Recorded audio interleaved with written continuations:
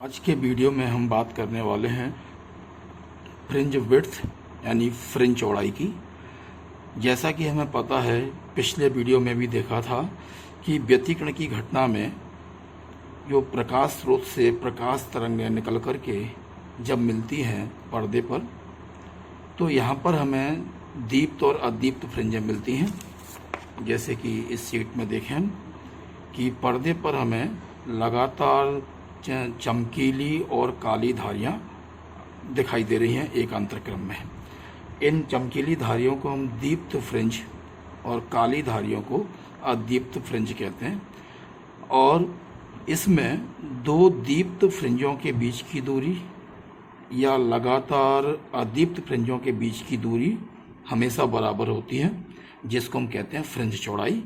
और आज हम इसी फ्रिंज चौड़ाई के लिए एक गणितीय सूत्र यहाँ पर निकालने वाले हैं। तो इसके लिए हम जरा इस चित्र में देखें जो यंग के प्रयोग की व्यवस्था है। इसमें ये एक वर्णी स्रोत है S, यहाँ से प्रकाश निकलकर ये डबल स्लिट S1 और S2 पर आता है और S1 और S2 से फिर ये प्रकाश निकल के इस पर्दे पर आता है, अलग अलग बिंदु पे पहुँचता है और यहाँ पर व्यतिकरण फ्रिंजें मिलती हैं। और जो बिंदु O है जो S के ठीक सामने है, या यूँ कहें कि S1 और S2 से बराबर दूरी पर है, यहाँ पर हमें सेंट्रल फ्रिंज मिलती है जो हमेशा दीप्त होती है। और ये पर्दे पर हमने कोई बिंदु लिया है और यहाँ से जो तरंगें पहुँच रही हैं यहाँ पर बिंदु P पर, और हमें देखना है कि यहाँ पर दीप्त फ्रिंज बनेगी या अदीप्त फ्रिंज बनेगी, तो यहाँ से यहाँ तक की दूरी कितनी होगी। पहले हम इस दूरी को कैलकुलेट करेंगे। तो हमने मान लिया कि डबल स्लिट से पर्दे की दूरी है कैपिटल D, और यहाँ पर जो दो स्लिट हैं डबल स्लिट S1 और S2, इनके बीच की दूरी हमने मान ली 2D। तो यहाँ से हमने एक लंब खींचा पर्दे पर, एक लंब यानी परपेंडिकुलर यहाँ से खींचा।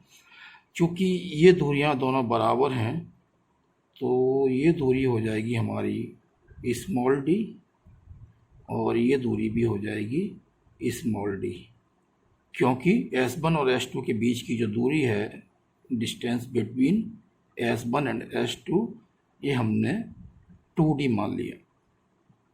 ये दूरी है 2D, तो ये दूरी हाफ रह जाएगी 2D की, तो ये D और ये D।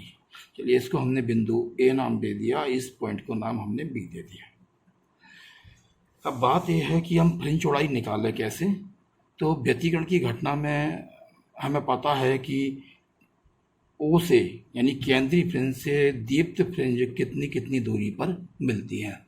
जैसे कि दीप्त फ्रिंज के बारे में पता है, पथांतर के रूप में पर्दे के जिन बिंदुओं पर पथांतर n लैम्डा होगा, यानी लैम्डा का पूर्णांक गुणज या 0 होगा, वहाँ पर बनती है दीप्त फ्रिंज।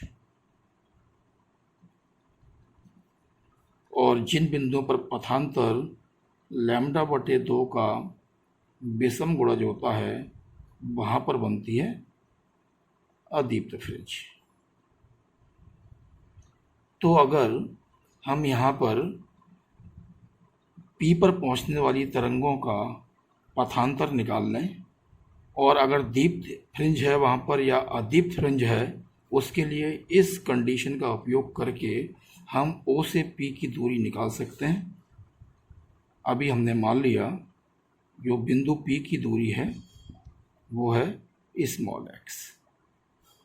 तो देखें हम पथांतर कैसे निकालते हैं, यहाँ पर इसको देखते हैं। तो देखिए पथांतर यानी S2 से P की दूरी और S1 से P की दूरी हमें निकाल ली है। तो इस दूरी को निकालने के लिए हम ये जो त्रिभुज देख रहे हैं PS2B, इसमें पाइथागोरस प्रमेय का उपयोग करके हम इस दूरी S2P को निकाल सकते हैं। और ऐसे ही PAS1, इस त्रिभुज का उपयोग करके हम S1P को निकाल सकते हैं। तो पहले हमने ट्रायंगल कौन सा ले लिया, PS2B से। इसमें पाइथागोरस प्रमेय लगाएंगे तो क्या हो जाएगा, H2P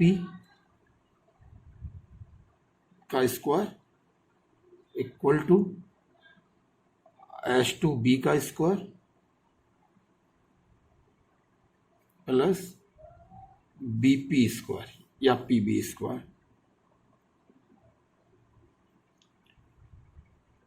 तो ये हो जाएगा H2P स्क्वायर और H2B मतलब कैपिटल D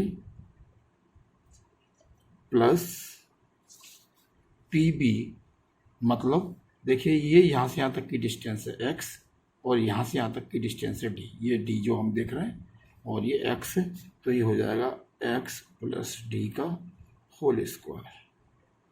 इसको हमने इक्वेशन नंबर 1 दे दिया तथा जो दूसरा ट्रायंगल हमने लिया PS1A से, इसमें भी हम पाइथागोरस प्रमेय का यूज करें तो ये हो जाएगा S1P इक्वल टू S1A का square S1A square plus AP PA square. तो S1P square equal to S1A की भी वैल्यू वही होगी D, तो ये हो जाएगा D स्क्वायर प्लस PA, यानी यहाँ से यहाँ तक की डिस्टेंस हमें चाहिए। तो हम देख रहे हैं ये डिस्टेंस पूरा x और ये डिस्टेंस है d, तो इसमें से इसको माइनस कर देंगे तो PA हमें मिलेगा। तो PA हो जाएगा x माइनस d का होल स्क्वायर। तो हमें निकालना है H2P और S1P का अंतर, तो इसके लिए हमने दोनों इक्वेशन को माइनस कर दिया। तो समीकरण 1 में से समीकरण 2 को घटाने पर इन समीकरणों को हमने घटाएं तो क्या मिलेगा। समीकरण 1 में लेफ्ट हैंड साइड क्या है H2P स्क्वायर और यहाँ पर है S1P स्क्वायर और यहाँ पर राइट हैंड साइड बनेगा d square plus x plus D का होल स्क्वायर और माइनस ये हो जाएगा d square plus x minus D का होल स्क्वायर, सॉरी ये S1P स्क्वायर। तो इसको हम लिख सकते हैं a square minus b square से a प्लस b यानी S1P plus H2P plus S1P into a minus b से हो जाएगा H2P minus S1P equal to, इस राइट हैंड साइड में जब हम ब्रैकेट को ओपन करेंगे तो d स्क्वायर कैंसिल हो जाएगा, तो ये रह जाएगा x plus D whole square और minus x minus D whole square. इसको सिंप्लीफाई करेंगे a प्लस बी के होल स्क्वायर से ओपन करेंगे तो x square plus D square plus 2xd minus और ये भी x square plus D square minus 2xd हो जाएगा। ब्रैकेट ओपन करने पर ये x स्क्वायर कैंसिल हो जाएगा, डी स्क्वायर कैंसिल हो जाएगा और यहाँ से रह जाएगा 2xd और ये माइनस माइनस प्लस 2xd, तो ये हो गया हमारे पास 4xd। तो हमें वैल्यू चाहिए थी H2P माइनस S1P की, तो H2P minus S1P equal to ये हो जाएगा हमारा 4xd डिवाइडेड बाई ये अपॉन में आएगा तो H2P प्लस S1P। यहाँ के बाद अब देखते हैं आगे। तो ये इक्वेशन हमारी आई है H2P माइनस S1P की वैल्यू हमें चाहिए, तो इसके लिए हम यहाँ पर देखें हमें ये S1P और H2P आ रहा है, यहाँ पर ये S1P और H2P। तो जरा हम इस क्षेत्र में देखें कि प्रयोग की व्यवस्था में जो S1 S2 है इसकी दूरी काफ़ी कम होती है और ये बिंदु पर्दे पर जो हमें व्यतिकरण फ्रिंजें मिलती हैं वो भी कुछ दूरी तक ही मिलती है। तो कहने का मतलब है ये बिंदु P O के काफ़ी नज़दीक होगा, ओके, काफ़ी नज़दीक होगा। तो ऐसी स्थिति में S1 से P की दूरी और S2 से P की दूरी में दूरी जो होंगी वो D के लगभग बराबर होंगी, यानी D से थोड़ी ही ज़्यादा होंगी। तो जिसको हम अप्रॉक्सीमेशन में हम ये कह सकते हैं, तो चूँकि S1P लगभग बराबर S2P लगभग बराबर D।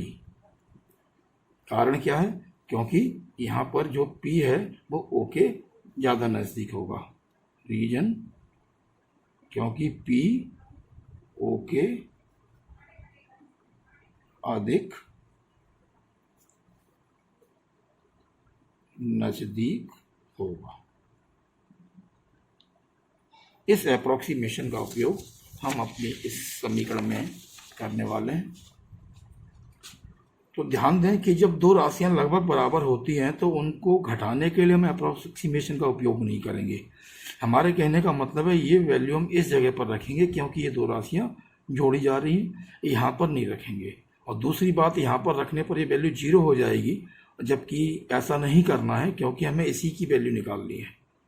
तो जब दो राशियां लगभग बराबर होती हैं तो ऐसे में उनको घटाने के लिए हम अप्रॉक्सीमेशन यूज नहीं करते। तो ये वैल्यू हम यहाँ पर रखेंगे, तो क्या बनेगा? S2P minus S1P equal to 4XD divided by S2P, इसी पर हम लिखें D, और S1P इसकी जगह पर भी लिखें D। तो ये क्या हो जाएगा? 4XD डिवाइडेड बाई 2D, और ये 2 से 2 कैंसिल हो जाएगा, तो ये रह जाएगा कितना? 2XD upon D। तो ये हमें पथांतर मिल गया। तो पथांतर को हम एक अलग सिंबल से यूज कर लें, डेल्टा X से यूज कर लेते हैं। तो अतः P पर पहुंचने वाली तरंगों के मध्य पथांतर डेल्टा X बराबर 2XD अपॉन D। ये हमारे पास ये पथांतर मिल गया।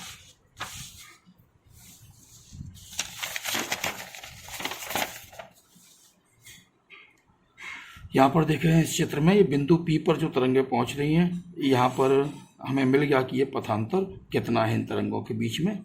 तो अगर हम ये देखें कि अगर मान लीजिए यहाँ पर दीप्त फ्रिंज बनेगी तो ये पथांतर कितना होना चाहिए, और हमें पता है दीप्त फ्रिंज के लिए पथांतर n लैम्डा होना चाहिए। अगर पहली फ्रिंज है तो लैम्डा, दूसरी दीप्त फ्रिंज है तो n की ये पर 2 रखेंगे 2 लैम्डा, तीसरी है तो 3 लैम्डा। इसी तरह से अगर हम कहें तो परंतु दीप्त फ्रिंज के लिए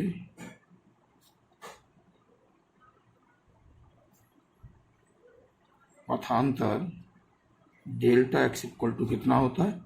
n लैम्डा, जहाँ पर n equal to 0, 1, 2 and so. तो अतः P पर दीप्त फ्रिंज बनने के लिए, यानी अगर P पर दीप्त फ्रिंज बन रही है तो जो पथांतर हमने समीकरण 1 में निकाला है वो इस वैल्यू के बराबर होना चाहिए, यानी 2XD divided by D equal to n lambda. तो हमें यहाँ से मिल जाएगा X equal to n D lambda upon 2D। तो ये हमारे पास समीकरण नंबर 2, और ये समीकरण हमें बता रहा है कि P की O से दूरी कितनी है। यानी अगर हम इस समीकरण में n इक्वल टू 1 रखेंगे तो पहली फ्रिंज कितनी दूरी पे मिलेगी वो मिल जाएगा। n इक्वल टू 2 रखने पर दूसरी फ्रिंज की दूरी मिलेगी, 3 रखने पर तीसरी दीप्त फ्रिंज की दूरी हमें मिलेगी। तो यहाँ पर अगर यहाँ पर पहली फ्रिंज बन रही है तो यहाँ से यहाँ तक की दूरी कितनी होगी, हम इसमें समीकरण नंबर 2 में n इक्वल टू 1 रख के निकाल लेंगे। इसी प्रकार आगे, लेकिन हमें निकालना क्या है, 2 लगातार दीप्त फ्रिंजों के बीच की दूरी। ठीक है, तो 2 लगातार दीप्त फ्रिंजों के बीच की दूरी को हम फ्रिंज चौड़ाई कहते हैं और उसको हमें निकालना है। तो उसके लिए देखें तो अतः 2 क्रमागत दीप्त फ्रिंजों के बीच की दूरी बराबर। तो 2 लगातार दीप्त फ्रिंजों के बीच की दूरी लेनी है तो हमने ले लिया एक NV फ्रिंज की दूरी माइनस N-1B फ्रिंज की दूरी। ये कौन सी फ्रिंज की बात कर रहे हैं हम, दीप्त फ्रिंज की। यहाँ पर हमने एक जनरल टर्म लिया है, हमें 2 लगातार दीप्त फ्रिंजों के बीच की दूरी चाहिए तो हम तीसरी फ्रिंज की दूरी में से दूसरी फ्रिंज की दूरी को माइनस कर सकते हैं, चौथी फ्रिंज की दूरी में से तीसरी फ्रिंज की दूरी को माइनस कर सकते हैं। तो हमने इसकी पे एक जनरल टर्म ले लिया NB, तो ये हो जाएगा N-1B। तो NB फ्रिंज की दूरी में से N-1B फ्रिंज की दूरी को हम घट माइनस करेंगे। तो यहाँ देखें समीकरण नंबर 2 में जो हमने अभी बताया था कि इसमें अगर n इक्वल टू 1 रखेंगे तो पहली दीप्त फ्रिंज की दूरी मिलेगी, 2 रखेंगे तो दूसरी फ्रिंज की दूरी मिलेगी, 3 रखेंगे तो तीसरी फ्रिंज की दूरी मिलेगी। तो हमें NB फ्रिंज की दूरी चाहिए तो n की जगह पर n ही रहेगा, तो ये हो जाएगा ND lambda upon 2D minus N-1B fringe की दूरी चाहिए तो इसमें n की जगह पर रखेंगे हम N-1D लैम्डा अपॉन 2D। इसको हम सॉल्व करेंगे तो ये हमारे पास आ जाएगा LCM 2D और ये ND लैम्डा माइनस, यहाँ ब्रैकेट ओपन करेंगे, ND lambda minus D lambda. तो ये ND लैम्डा कैंसिल हो जाएगा, माइनस माइनस प्लस, तो D लैम्डा अपॉन 2D। ये इक्वेशन नंबर 3 बन गई। यानी ये हमें क्या मिला, 2 क्रमागत दीप्त फ्रिंजों के बीच की दूरी। और ऐसे ही अगर हम 2 क्रमागत अदीप्त फ्रिंजों के बीच की दूरी निकालेंगे तो क्या हो जाएगा, इसी प्रकार 2 क्रमागत अदीप्त फ्रिंजों के बीच की दूरी। तो यहाँ पर ये देखें कि अब जैसे हमने यहाँ स्टार्ट किया था दीप्त फ्रिंज के लिए पथांतर n लैम्डा है, तो अदीप्त फ्रिंज की जब बात करेंगे तो इसी तरह से हम स्टार्ट करेंगे, लेकिन अदीप्त फ्रिंज के लिए पथांतर कितना होता है 2n-1 इंटू लैम्डा बाई 2, जबकि यहाँ पर n इक्वल टू 1, 2, 3 होता है। तो यहाँ पर n लैम्डा की जगह पर हम कितना लिखेंगे 2n-1 लैम्डा बाई 2, और इसी तरह से हम इसको सॉल्व करते जाएंगे तो हमारे पास जो रिजल्ट है वो सेम यही आएगा। ठीक है ना, दूरी भी कितनी d लैम्डा अपॉन 2D प्राप्त होती है। तो इससे ये सिद्ध हो जाएगा कि हम कोई सी भी 2 लगातार फ्रिंजों के बीच की दूरी निकालें या 2 लगातार अदीप्त फ्रिंजों के बीच की दूरी निकालें, ये दूरी हमेशा बराबर आएगी, जैसा कि यंग के प्रयोग में भी रिजल्ट निकल कर आया था। और इसी दूरी को हम क्या कहते हैं, फ्रिंज चौड़ाई। तो अतः फ्रिंज चौड़ाई, इसको हम बीटा से प्रदर्शित करते हैं, तो beta equal to d lambda upon 2D। तो ये फ्रिंज चौड़ाई का फार्मूला निकल कर हमारे पास आ गया। यहाँ पर एक बात बता दें कि आपको कभी कभार कहीं पर ये फार्मूला जो दिखेगा उसमें 2 नहीं दिखाई देगा, beta equal to d lambda upon small d दिखाई देगा। वहाँ कोई प्रॉब्लम नहीं है। हमने सुविधा के लिए इस डेरिवेशन में S1 और S2 के बीच की दूरी को 2D माना है। अगर इस दूरी को हम स्मॉल डी मानेंगे यहाँ से यहाँ तक, तो ये d/2 या d/2 आ जाएगा। तो हमारा जो अंतिम फार्मूला आएगा उसमें 2 नहीं आएगा, तो उससे कहीं पर कंफ्यूजन होने वाली बात नहीं है। तो ये फ्रिंज चौड़ाई का डेरिवेशन हुआ, और अगले वीडियो में बात करेंगे कि ये फ्रिंज चौड़ाई किन किन चीज़ों पर डिपेंड करेगी।